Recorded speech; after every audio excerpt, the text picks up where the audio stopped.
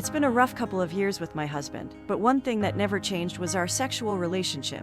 It's always been mediocre, and almost never more than one time per week. I am always trying to make it known that I am ready anytime, and I am always doing my best to look good for myself and him. And I feel like I am a fairly attractive person. About a year ago, I found a fleshlight. That's a thing that a man puts his thing in so he can do his thing, and other things. It was in an old box that I just happened to be going through in our basement. I told him and mentioned something on the line of, Good thing you don't need that anymore. thinking it was just an old toy that he wouldn't need. I told him I would throw it out if he wanted. He got mad at me and never wanted to talk about it. He never wanted to talk about sex either, which I thought was pretty weird. I never mentioned it again. As usual, we can't talk about things that should be important to talk about.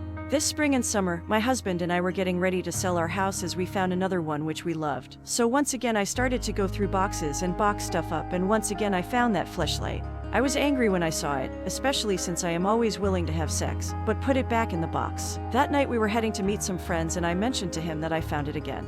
He was so mad that when he was driving he said, I'm going to kill both of us. As we came to a stoplight in town, I jumped out of the car and began walking. Come on, we have friends we are going to meet. That was the plan. So I caved in and walked to where the friends were. We all hung out, however, my husband did not look at me that whole time. It was then time to leave. We did not speak to each other for the drive home.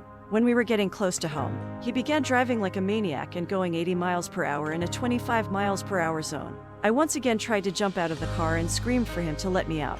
We got back to our house in one piece. Then, he took our Adirondack chairs and threw them across the yard. They broke, and he called me Freaking bitch. as loud as he could. Then went to bed in the extra room upstairs. As you could guess, I was very shook up.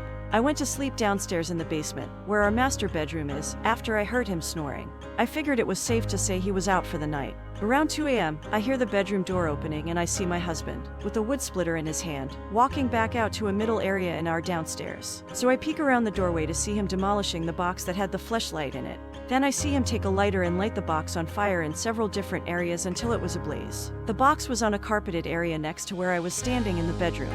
He walked back upstairs as the box was on fire, and I quickly went and grabbed some towels, wet them in the bathroom, and put them on the box that was on fire. I called 911 as I was very afraid for what might happen next, but the cops didn't come until a whole 4 hours later, and we are in a big city. I had eventually gone back to sleep in the bedroom, and the next morning I hear cops at the door trying to get him to get me to go talk to them.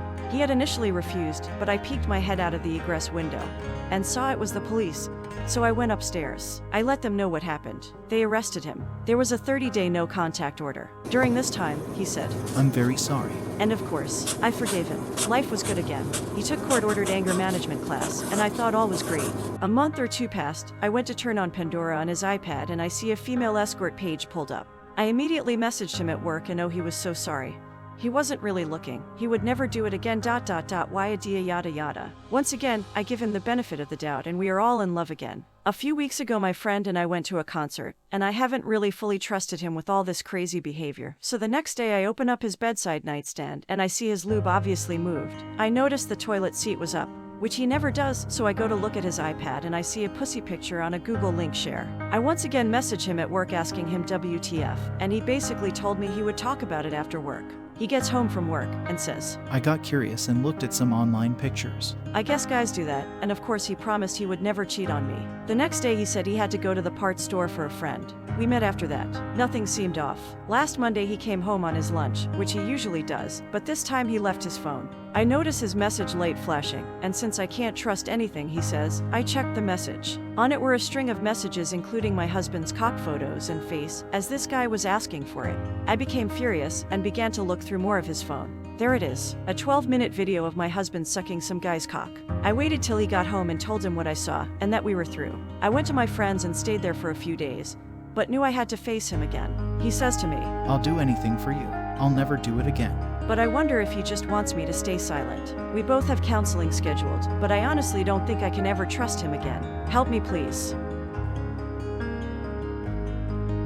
Thanks for watching. Don't forget to press the like and subscribe buttons. Bye for now.